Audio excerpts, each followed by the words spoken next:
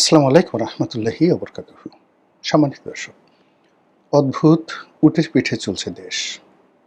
কোনটা যে গুজব আর কোনটা যে খবর এটা আমরা বুঝতে পারছি না। বাংলাদেশে এমন একটা সময় ছিল যখন মানুষ অধীর আগ্রহে বিবিসি শোনার জন্য বসে থাকত। তারপর ভয় যাবে আমেরিকা থেকে কি বলা হলো, এর বাইরে সংবাদ, ইত্তেফাক, ইনকিলাব, এই পত্রিকাগুলো কি লিখলো কি বললো তার উপর অনেক কিছু নির্ভর করত। তারও আগে একটা সময় দৈনিক আজাদ পত্রিকা আমরা যেটা শুনেছি, যেটি পুরো ভারতবর্ষের রাজনীতিকে ডমিনেট করত। আমাদের দেশে অবজারভার ছিল, পূর্বদেশ ছিল, দৈনিক পূর্বদেশ ছিল। তো সংবাদপত্রের এই ঐতিহ্য, গৌরবোজ্জ্বল ঐতিহ্য এখন আর নেই। এখন হাতে গোনা দুই একটি পত্রিকা রয়েছে যারা অভিনয় করছে, মুনাফিকি করছে, ইন্টেলেকচুয়ালি পারভার্টেড হয়ে কখনো ভয় দেখাচ্ছে, কখনো লোভ দেখাচ্ছে এবং কখনো বিভ্রান্ত করছে। আর ছোট ছোট যে পত্রিকাগুলো রয়েছে এগুলো সরকারের তোষণ করে থাকে। বড় বড় কর্পোরেট হাউস থেকে বের হয় তাদের ব্যবসা বাণিজ্য প্রোটেকশন করার জন্য, তারা মূলত পত্রিকাগুলো বের করে। এক্ষেত্রে সরকারের মধ্যে যদি কোনো স্ট্রং পার্টি থাকে তাহলে এক পক্ষের মদদে অন্য পক্ষকে আক্রমণ করার জন্য তারা মাঝে মধ্যে সরকারের মন্ত্রীর বা প্রশাসনের অনেক দুর্নীতির খবরাখবর ছাপে। কিন্তু ইন জেনারেল সরকারকে আঘাত করার মতো অবস্থা সেই ২০০১ সন থেকে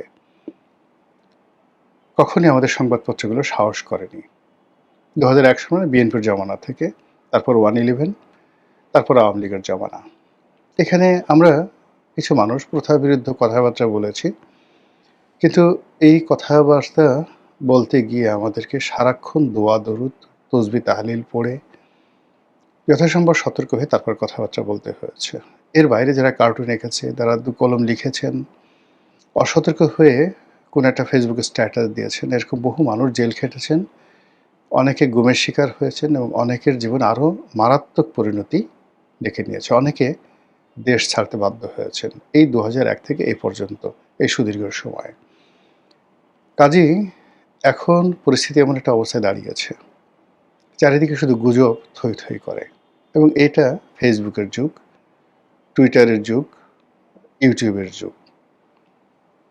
এবং দেশের এবং আন্তর্জাতিক যে গণমাধ্যমগুলো, তাদের যে প্রথাগত পাঠক, সেই প্রথাগত পাঠক কিংবা দর্শক, সেই দর্শক এখন কোনো অবস্থাতেই সেই প্রথার উপর নির্ভর করে না। যেমন টেলিভিশনগুলোর স্ক্রিন। একটা সময় যখন টকশো করতাম, এমন অনেক টেলিভিশন ছিল যখন একটা টেলিভিশন টকশোতে সেটি মানুষ দেখতেও কম করে ১০ লাখ থেকে ২০ লাখ লোক অন লাইভে একসঙ্গে দেখত। এখন সেই অনুষ্ঠানগুলো ৩০০-৪০০ লোক দেখে। আবার বলছি, ২০১০-১১ সনে টেলিভিশনের স্ক্রিনে টকশোগুলো হতো এবং জনপ্রিয় টকশোগুলো কখনো কখনো ১০ লাখ লোক একসঙ্গে সারা দেশে দেখতেন। এখন সেটা ২০০, ৩০০ বা ৫০০ চলে আসছে।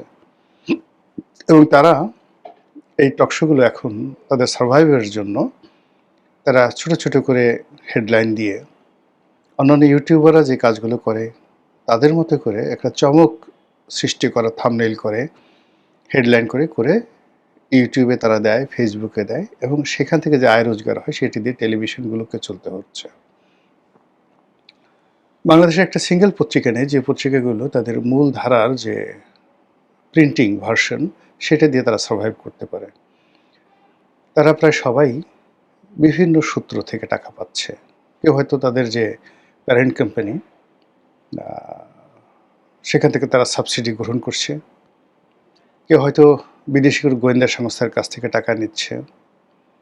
অনেকে ধান্দাবাজি করছে, কাউকে ভয় দেখিয়ে টাকা নিচ্ছে, এইভাবে তারা চলাচল করছে। কোনো সাংবাদিক হলেই হলো জাস্ট একটা আইডেন্টি কার্ড আছে, ঘোরাফেরা করছে, একটা ক্যামেরা আছে, তারপর বিভিন্ন মানুষকে জিম্মি করে তার টাকা পয়সা উপার্জন করছে।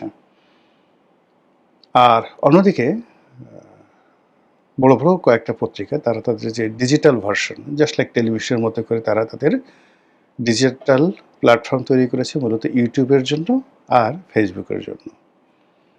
সেখানে তারা ফটো কার্ড দেয়, সেখানে তারা ভিডিও দেয়, নানা রকম সাক্ষাৎকার ছাপা হয় এবং সেগুলোর মধ্যে আর আমরা যারা ইউটিউবিং করি এদের মধ্যে ১৯-২০ পার্থক্য আছে। বরং ক্ষেত্র বিশেষে আমরা যারা ইউটিউবিং করি আমাদের অনেকের যে কনটেন্ট আমরা যেগুলো তৈরি করি, কনটেন্টের মান অনেক পত্র-পত্রিকা বা টেলিভিশনের চাইতে অনেক অংশে বেশি।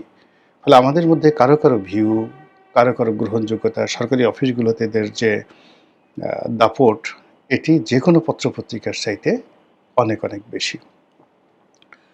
তো এই যে সামাজিক মাধ্যম কেন্দ্রিক বাংলাদেশের রাজনীতি, বাংলাদেশের অর্থনীতি, বাংলাদেশের গণমাধ্যম, প্রচার প্রপাগান্ডা চলছে, এদের মধ্যে আসলে বোঝা যাচ্ছে না। যখন কোনো একটা ঘটনা হয় বা ঘটে সঙ্গে আমরা হৈ রই করে উঠি সামাজিক মাধ্যমে।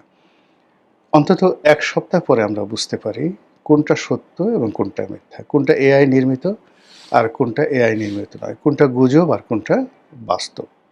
তারই প্রেক্ষিতে কি হলো, যখনই সামাজিক মাধ্যমে সেটা কোনো পত্রিকার সূত্রে আসুক, টেলিভিশনের সূত্রে আসুক, কোনো ইউটিউবার বা কোনো ফেসবুকারের সূত্রে আসুক বা অন্য যেকোনো সাধারণ মানুষের সূত্রে সেটা আসুক না কেন, মুহূর্তের মধ্যে অ্যাট্রাকটিভ কোনো কিছু হলে সেটা ভাইরাল হয়ে যায়।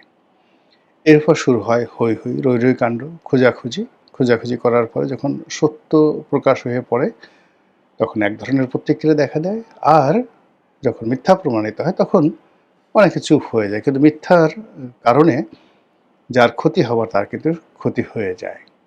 তো এই যখন অবস্থা চলছে, ঠিক সেই সময়টিতে আমাদের যে রাজনৈতিক অঙ্গনে যারা আছেন তাদের উপর সবচেয়ে বেশি অবিচার হচ্ছে। সরকারের উপর, বিরোধী দলের উপরে, দেশ থেকে যারা চলে গেছেন, আওয়ামী লীগের শীর্ষ নেতৃবৃন্দ তাদের ব্যাপারে, সাধারণ মানুষ এবং যারা সামাজিক মাধ্যমে বিভিন্ন প্রসঙ্গ যারা আলাপ আলোচনা করেন, তাদের দাপটে রাজনীতিবিদদের সকল প্ল্যান প্রোগ্রাম রীতিমতো তছনছ হয়ে যাচ্ছে। এই মুহূর্তে সরকার যা কিছু বলছে, বিরোধী দল যা কিছু বলছে, সবাই প্রথমে এটিকে নিয়ে ট্রল করছে। যেমন জামাতের আমির ধরুন একটা কথা বললেন বা জামাতের সেক্রেটারি একটা কথা বললেন।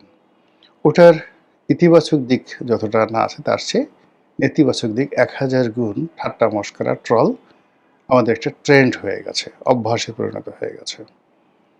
আবার তারেক রহমান সাহেব বা তার মন্ত্রীরা যেকোনো একটা কর্মকাণ্ড করলেন সেটার ইতিবাচক দিক আমরা না দেখে নেতিবাচক দিক আমরা দেখতে থাকি। অনেক আগে আমি অপার হয়ে বসে আছি পারে লয়ে যাওয়া আমায়, সেই যে বিখ্যাত গান, লালন গীতি। তো অসহায়ভাবে যখন আমরা একেবারে বসে থাকি কোনো একটা জায়গাতে, চারিদিকে সমস্ত সম্ভাবনা বন্ধ হয়ে যায়, একটা সময় আমরা নিয়তির কাছে সমর্পণ করি এবং সেই যে নিয়তির কাছে সমর্পণ করা, সেইগুলোই আমাদের কবি সাহিত্যিকরা বিভিন্ন তাদের গানে ছন্দে ফুটিয়ে তুলেছেন। লালন যেভাবে বলেছেন, আমি অপার হয়ে বসে আছি পারে লয়ে যাওয়া আমায়, খুব বিখ্যাত। আমি আর পারছি না, খেয়া না ঘাট নাই, অসীম নদী, ওপারে কি আছে আমি কিছু জানি না, আমার জীবন তছনছ হয়ে গেছে, হে বিধাতা তুমি আমাকে নিয়ে যাও। এই যে আকুতি, কিংবা ধরুন সেই বিখ্যাত পল্লী গীতি আব্দুল আলিমের, মন মাঝি তোর বৈঠা নেড়ে আমি আর বাইতে পারলাম না। তো এই যে আবহমান বাংলার যে গানগুলো, সেই গানগুলো এখন উল্টো হয়ে গেছে। আমি অপার হয়ে বসে আছি সর্বনাশের আশায়। আমরা এখন ভালো কোনো কিছু স্বপ্ন দেখতে পারছি না। সবসময় একটা মন্দ চিন্তা, আতঙ্ক, পরিবর্তন, অস্থিরতা এবং যেকোনো মানুষের সফলতা দেখার সঙ্গে আমাদের চোখ টাটাতে থাকে, শরীরের মধ্যে কিলবিল করতে থাকে এবং সুখে থাকতে যে ভূতে কিলায়, এখন এই যে ভূতগুলো আমাদের বাংলাদেশের ইতিহাসে, হাজার বছরের ইতিহাসে এত ভূত আর কখনো ছিল না, যারা এই কোনো সুখী মানুষকে দেখলে তার উপর এসে ধমাধম পিটাতে থাকে, কিল দিতে থাকে। শেখ হাসিনার ১৭ বছরের জীবনে বা ১৫ বছরের যে শাসন, এর মধ্যে শেষ ১০টি বছর ১৪ থেকে ২৪ মানুষ প্রাণত চেয়েছে আগে সে যাক। এমনকি তারা বলতো যে আল্লাহর তুমি আল্লাহ দয়া করো, তাকে না জান্নাত দিয়ে দাও।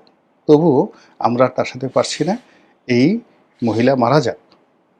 আর এজন্য আমরা আমাদের অসহায়ত্ব ফুটে তোলার জন্য বারবার গল্প ফেলেছি। শেখ হাসিনার ক্যান্সার হয়েছে, শেখ হাসিনার ওটা হয়েছে, ওটা হয়েছে, সে আর আসবে না, ইত্যাদি ইত্যাদি। মানে এটা নিজেকে একটা প্রবোধ দেওয়ার মতো অবস্থা, যখন আমরা অসহায় হয়ে পড়ি। শেখ হাসিনা গেল, মহা খুশি। এরপর ইনু সাহেব এলো, তারপর আমাদের মন ভালো না। আমরা জাস্ট 15 দিন আমরা 2 সপ্তাহ আমরা ঠিকমতো থাকতে পারলাম না। এরপর আমরা ইনুসের বিরুদ্ধে লাগলাম। ইনুস গেলেন, এরপরে এলেন তারেক রহমান সাহেব। আসার প্রথম দিন থেকে আমরা তাকে নিয়ে ঠাট্টা করছি, মশকরা করছি। Say I have a plan বলছে। এখন তারা বলছে, মিয়া আপনার কি প্ল্যান আছে? মানে আমি দেখেন আপনি করে বললাম, পাবলিক মানে যারা মানে ইউটিউবে আসে বা ফেসবুকে আসে, পরিচয় গোপন করে বিভিন্ন রকম বট বাহিনী তৈরি করে যা মুখে আসে তাই ব্যবহার করে একজন রাষ্ট্রের প্রধানমন্ত্রী তাকে তুই-তুকারি করে নানা রকম কথাবার্তা তারা বলতে থাকে। প্ল্যান আছে, ঘোড়ার ডিমের প্ল্যান আছে, খাল কাটা, অমুক অমুক অমুক, ফ্যামিলি কার্ড, অমুক অমুক অমুক, যা বলছে মানে সরকারের পক্ষ থেকে এনিথিং, সেটা সরকার বলুক, মন্ত্রীরা বলুক, এমপিরা বলুক, প্রধানমন্ত্রীর উপদেষ্টারা বলুক, যাই বলুক না কেন, একটি পজিটিভ কথা বলার সঙ্গে সঙ্গে 1000 নেগেটিভ ন্যারেটিভ দাঁড়া করানো হয়ে যাচ্ছে। এরই প্রেক্ষিতে একটা সরকার নির্বাচিত হয়েছে, তার 5 বছর সময় যাবে, সে তার পরিকল্পনাগুলো বাস্তবায়ন করবে। সামনে ইলেকশন আসবে, ইলেকশন এলে আমরা পছন্দ হলে তাকে ভোট দেবো, নাহলে ভোট দেবো না, এটা স্বাভাবিক। আর এর বাইরে যেটা হয় যে সরকারের ব্যর্থতা যদি চরম আকার ধারণ করে, মারাত্মক আকার ধারণ করে, সরকার যদি ক্রিমিনাল অফেন্স করে, আমরা জনগণ রাস্তায় নামবো এবং সরকারের বিরুদ্ধে নিয়মতান্ত্রিক আন্দোলন করবো, এই তো স্বাভাবিক। কিন্তু এখন আমরা কি করছি? এই সরকার আসলো মাত্র 6 মাস। এই 6 মাসের মধ্যে আমরা ধৈর্য হারিয়ে ফেলেছি। আমরা এখন মধ্যবর্তী নির্বাচন চাচ্ছি, আমাদের নিজেদের মুরদ নাই। আমরা এখন বিভিন্ন রকম উছিলা খুঁজছি।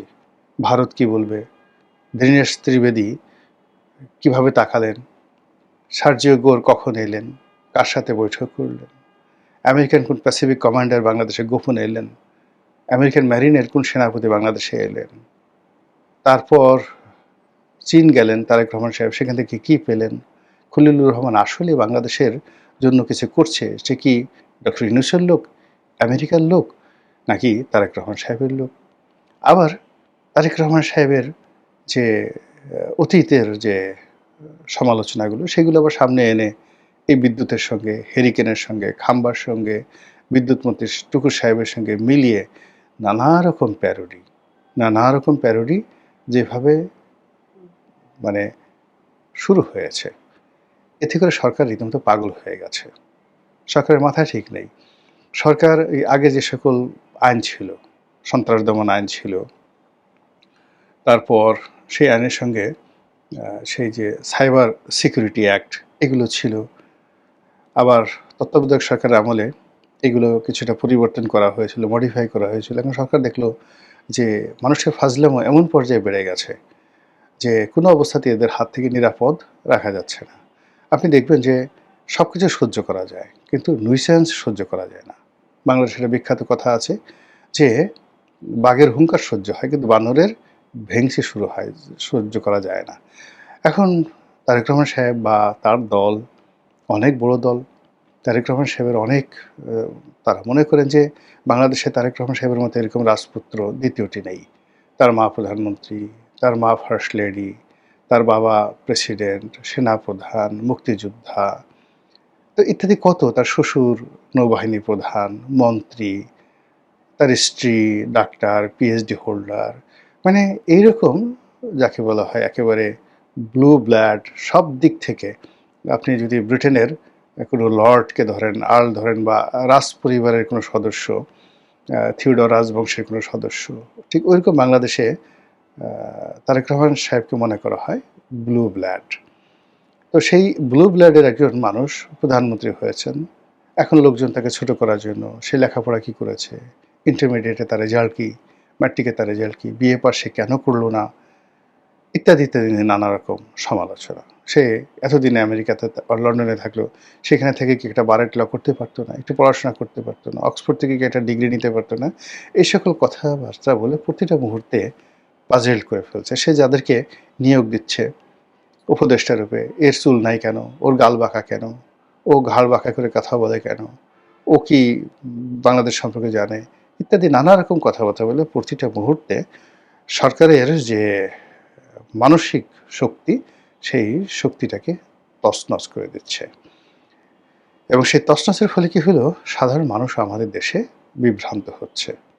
বিভিন্ন মানুষ একপক্ষ বলছে যে, "না, এই সরকার ৬ মাসের মধ্যে এটা শেষ করে দিয়েছে। বিদ্যুৎ দিতে পারতেছে না। মারামারি হচ্ছে, কাটাকাটি হচ্ছে, আইনশৃঙ্খলার কোনো মানে লক্ষ্য নাই, ব্যবসা-বাণিজ্যে কোনো উন্নয়ন নাই, গ্যাসের সংকট, তেলের সংকট। এই ৬ মাসে অন্তত ৬,০০০ সমস্যা বাংলাদেশে কুরে, কুরে খেয়েছে।" বিভিন্ন জায়গাতে মন্ত্রীরা কাজের চেয়ে তাফালিং করছে বেশি। তারা সেই ফাটাকেষ্ট হওয়ার জন্য লাফালাফি করছে। তারপরে অভিনয় করছে, ফাঁকি দিচ্ছে। কারো, কারো বিরুদ্ধে দুর্নীতির অভিযোগ আছে, প্রবলভাবে দুর্নীতির অভিযোগ আছে। ৬ মাসে যদি এই অবস্থা হয় তাহলে ৫ বছরের মধ্যে তো তারা মোটামুটি একেবারে ফোকলা বানিয়ে ফেলবে। কাজেই তাদেরকে সুযোগ দেওয়া যাবে না। Immediately they have to go. এক্ষুনি তাদেরকে চলে যেতে হবে। টেনে হিঁচড়ে তাদেরকে নামানো হবে এবং এটা দায়িত্বশীল বিরোধী দলের পক্ষ থেকে বলা হচ্ছে। তারপরে বিরোধী দলের এ টিম, বি টিম তারা সরকারের বিরুদ্ধে প্রতিশোধ নিতে চাচ্ছে। অন্যদিকে আওয়ামী লীগের যারা লোকজন আছে, তারা বিদেশ থেকে নানা রকম ফোড়ন কাটছে। এই আজকে আপা আসবে, কালকে আসবে, পরশুদিন আসবে। আজকে নরেন্দ্র মোদি এই কাজ করবে, পরশুদিন এই কাজ করবে। ২০২৬ সনে সরকার ১২টা বাজবে, ২৭ সনের মধ্যেই আবার একটা নতুন অংশগ্রহণমূলক নির্বাচন দিতে হবে আওয়ামী লীগকে কেন্দ্র করে। এই সমস্ত নানা রকম বক্তব্য মানে দিয়ে সামাজিক মাধ্যমে প্রতিটা মুহূর্তে যে হাইপ তোলা হচ্ছে, এই হাইপ দেখার পরে মানুষ তো, সরকারের যারা লোকজন আছেন তারা তো দেবতা নন, তারা মানুষ, রক্ত মাংসের মানুষ। ফলে তাদের যে কি কষ্ট হচ্ছে, এটা একমাত্র তারা ভুক্তভোগী যারা আছেন তারাই বলতে পারবেন। মহান আল্লাহ রাব্বুল আলামিন আমাদের সবাইকে হেদায়েত দান করুন এবং হেফাজত করুন। আসসালামু আলাইকুম ওয়া রাহমাতুল্লাহি ওয়া বারাকাতুহু।